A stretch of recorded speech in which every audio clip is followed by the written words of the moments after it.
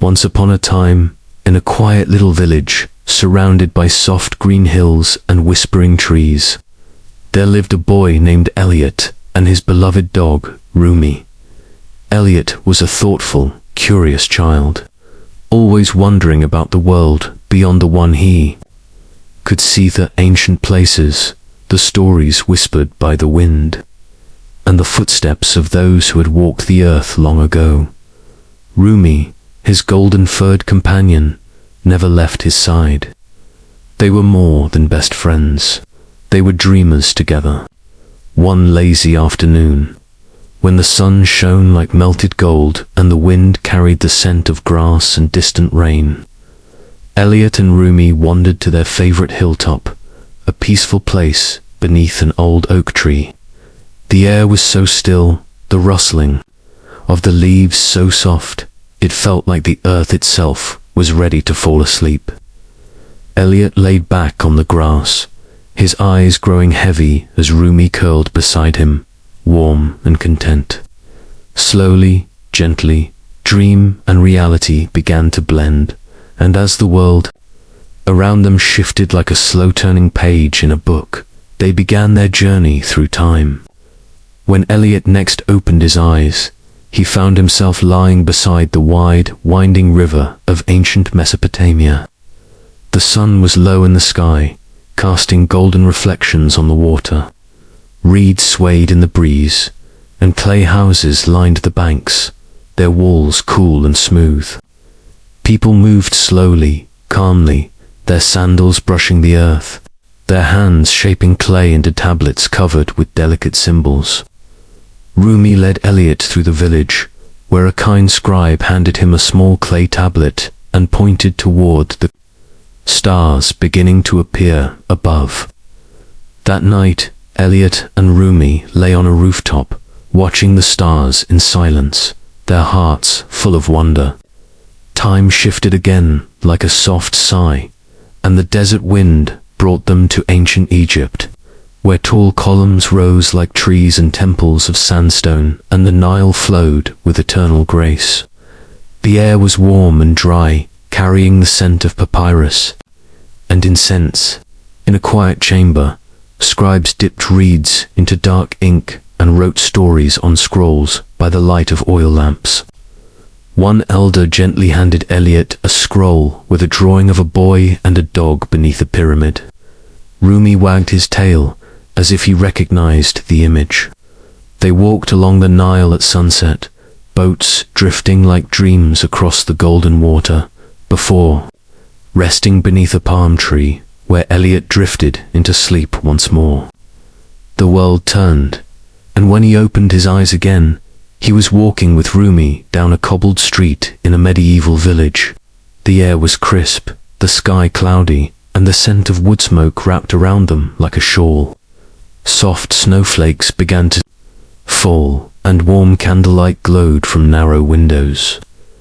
A baker handed Elliot a warm roll and smiled. Further along, a stone church stood silent and strong, its bell tolling low and gentle. They entered a monastery where monks in soft robes worked quietly, illuminating books with golden letters and intricate borders. Elliot watched as a monk painted a perfect aegis like the start of his name and smiled. Rumi lay at his feet as candlelight flickered across the walls. When Elliot closed his eyes again, he found himself in a tranquil Japanese garden from centuries ago, where the air was filled with the soft rustle of bamboo and the chirping of crickets. Cherry blossoms drifted down like snow, and a stone lantern glowed beside a koi pond. A woman in a silk kimono served them tea as children folded paper cranes and whispered secrets to the breeze. A gentle old man painted a crane on a scroll and handed it to Elliot, who felt the paper flutter in his hands like a heartbeat. Rumi led him to a shaded spot beneath a tree, where the world became quiet again. Time continued its silent journey, and the boy and his dog next walked through a peaceful, Victorian park filled with roses in bloom and the soft ticking of pocket watches. The sky was grey and gentle, and the breeze carried the scent of lavender and old books. A young girl read aloud to her cat beneath a tree and smiled at Elliot as she turned the page of a storybook titled A Boy and His Dog. Elliot blinked, surprised, but she only pointed to a nearby clock, which ticked slower and slower until it stopped. A swirl of rose petals lifted him and Rumi once more into a weightless sky. And when Elliot finally opened his eyes, he was back beneath the oak tree on the hill, the sky above just as blue, the wind just as soft. Rumi stretched beside him, his tail wagging gently. In Elliot's hand was the paper crane. On one wing, the golden letter E. He looked at Rumi and smiled, because he now understood that the past was not gone, it was only sleeping, waiting to be dreamed again. As he lay back against the earth and closed his eyes, he knew that with Rumi beside him, they could visit the past whenever sleep came softly and the stars began to sing. And so, as night fell and the world grew quiet, Elliot and Rumi remained, still, dreaming together beneath the tree that had seen every age pass by in silence. As the soft breeze rustled the leaves of the ancient oak above, Elliot drifted deeper into a sleep that stretched across time itself. And Rumi, ever faithful, lay close by with his head, resting on Elliot's arm as if anchoring him to the quiet earth while their souls wandered onward once more. Without a sound or flash, only the gentle feeling of weightlessness. The world shifted again, and when Elliot's eyes opened, he found himself standing on a stone path, surrounded by immense red walls and curved roofs that shimmered with golden tiles, their edges lifting toward the sky like the wings of birds. It was ancient China, perhaps during the Song dynasty, though Elliot did not know the name only, the feeling that this place was peaceful and filled with silent stories. Lanterns floated above the wide streets like stars gently drifting just within reach, and the air was sweet with plum blossoms and the scent of calligraphy ink. Rumi padded ahead slowly, his nose guiding them toward a quiet garden where an old man sat painting delicate bamboo branches with long, graceful brushstrokes. He looked up, smiled without surprise, and gestured for Elliot to sit beside him. The man gave him a brush, and together they painted in silence, the ink flowing like water, like thought, like time. Elliot did not know the symbols he was painting, but somehow he felt their meaning in his chest, calm, patience, memory. When they finished, the old man placed the scroll in Elliot's hands and bowed gently, as though he had given him something sacred. The sun slipped slowly behind a distant mountain as soft zither music floated through the air, and just as Elliot closed his eyes, the paper scroll in his hands became warm, and the garden faded into stillness. The next place was unlike the others, for this time the air was filled with music and laughter echoing through tall, arched buildings where sunlight streamed through stained glass windows in colors Elliot had never imagined. He and Rumi walked into the heart of Florence during the Italian Renaissance, where artists painted ceilings high above and sculptors shaped marble with tools that rang softly in rhythm. Elliot stood in awe beneath a cathedral dome, his breath catching not from its size but from the feeling that ideas here were alive, that every wall whispered stories of beauty and wonder and questions too large for words. A young apprentice took Elliot's hand and showed him a room filled with scrolls, sketches, and glowing globes of stars and planets. The apprentice gave Elliot a scrap of parchment with a drawing of wings, mechanical wings, made to fly, and nodded with a hopeful smile. Elliot placed it gently into the fold of the scroll from China, and Rumi barked once softly, like a bell in the distance, calling them onward. When the air shifted next, It smelled of moss and wildflowers and rain on old stone, and Elliot found himself walking barefoot through a dense green forest. The trees tall and ancient, their roots like rivers across the earth. This was somewhere deep in the Celtic past, where nature hummed softly with forgotten songs, and the air was filled with stories that lived in leaves and stone circles.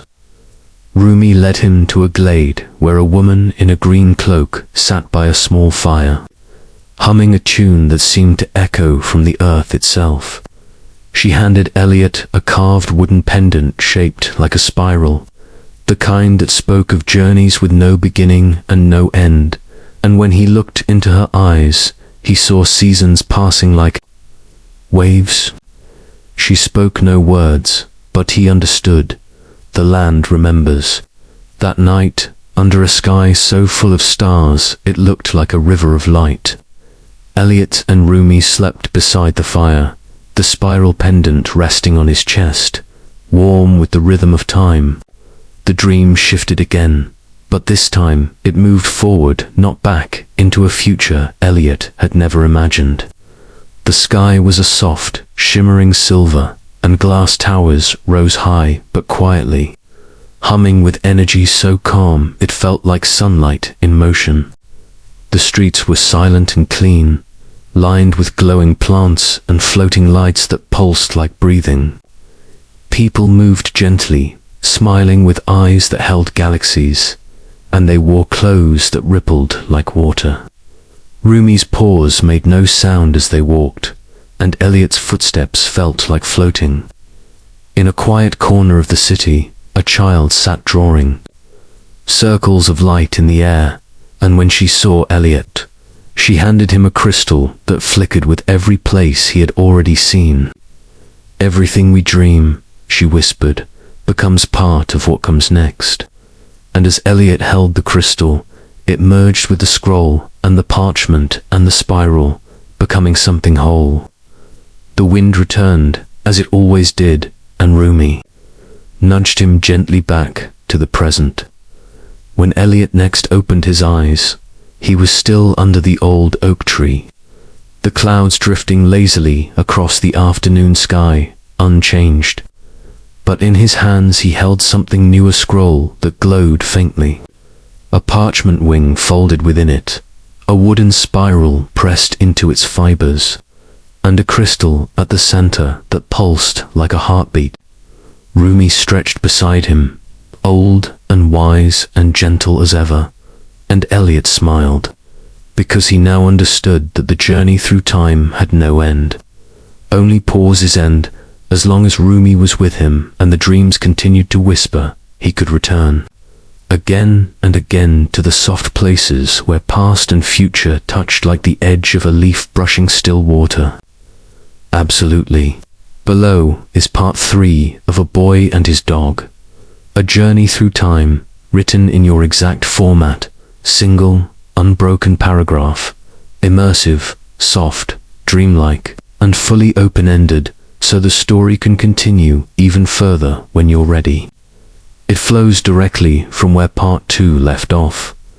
The sun drifted gently through the leaves of the old oak tree as Elliot remained still, his breath slow, his fingers lightly curled round the glowing scroll, the folded wing, the spiral charm, and the crystal at its center, while Rumi lay beside him with his eyes half closed, ears twitching softly at distant sounds only he could hear. And as the wind shifted once more like a sigh from the earth itself, Elliot's eyelids grew heavy and the sky above began to shimmer with soft golden light that rippled like water, and in that moment the dream gently carried them onward once again through the folds of time. When Elliot next opened his eyes, he stood at the edge of a vast golden desert beneath a sky brushed with rose and sapphire, where towering sand dunes stretched to the horizon and the warm wind whispered secrets in a language that felt older than memory. Rumi padded beside him, his paws making soft prints in the sand as they followed the echo of drums and flute music carried on the breeze. They arrived at a city of stone and cloth, where domed rooftops and graceful minarets rose above. Sunlit courtyards and colorful silks fluttered in the air like birds. An elderly storyteller sat beneath a date palm, her voice weaving tales into the wind as children gathered around with wide, dreaming eyes. When she saw Elliot, she handed him a silver coin etched with a crescent moon and said gently, "This is not for buying, but for remembering." Elliot placed the coin into the folds of the scroll, and the storyteller closed her eyes, her voice continuing without words, flowing through time itself. As the sun set behind the dunes, Elliot and Rumi followed a trail of lanterns that floated just above the sand-like stars, descended to earth, until the landscape changed again and they found themselves walking beneath the towering trees of a great rainforest, where light filtered down in soft emerald beams and the air was thick with birdsong and the scent of rain-soaked leaves. Here vines coiled like living threads and colorful frogs leaped from leaf to leaf as butterflies drifted in lazy spirals. A child in a crown of woven flowers led Elliot to a hollow tree where glowing stones pulsed faintly like the heartbeat of the forest. And inside, tiny hands had carved symbols into the wood spirals, stars, waves or stories of the earth told. Without voice, Elliot reached out and touched the bark, feeling a hum that ran up his arm and settled in his chest, steady and grounding. The child offered him a small stone carved with a leaf, green and cool, and as he placed it beside the silver coin in the scroll, the forest faded into mist. Then the mists parted, and Elliot stepped into a place filled with snow so soft and white. It seemed like clouds had settled upon the earth. It was a land of quiet, where tall pine trees stood wrapped in frost, and the sky above shimmered with the northern lights, their colors dancing silently across the heavens like painted music. Rumi bounded ahead, playful and joyful in the snow, and they found a circle of people around a crackling fire, bundled in fur and wool, their breath rising in gentle clouds. An elder held out a thick book bound in hide and runes, opening it to reveal pages that shimmered faintly with starlight and snowflakes frozen in ink. He tore out a single page, folded it once, and handed it to Elliot, who tucked it carefully into the scroll's growing heart. As he did, a soft flute began to play, and the wind carried him and Rumi gently upward, as if the snow had lifted them into the sky itself. When Elliot opened his eyes again, they stood in a city of stone and bronze, beside a wide river where gondolas floated like dreams and tall towers held great ringing bells that sang to the sky. This was a place of bridges and music, of masks and candlelight, where people danced through narrow streets and laughter echoed from distant balconies. Rumi sniffed the air and led Elliot to a masked performer who handed him a feather dipped in ink, and whispered, "All masks tell the truth, eventually." Elliot placed the feather into the scroll, and the river glowed for just a moment, reflecting stars that had not yet appeared in the sky. As they walked, Elliot realized that every place they visited gave him not just an object, but a piece of something larger, something unseen, a memory shared, a rhythm repeated, a thread of the great story that had no beginning and no end. Finally, the wind carried them to a mountaintop cloaked in silence, where clouds drifted below and the stars above were so near they seemed to breathe. There was no village here, no city, no people, only stillness and the deep presence of time itself. Elliot sat beside Rumi on the edge of the stone cliff, the scroll now glowing with a quiet, steady light, filled with symbols, objects, and whispers of every place they had been. Rumi rested his head on Elliot's lap, and the boy looked out across the vast sky, his heart full not of answers, but of questions that felt soft and kind, like lullabies not yet sung.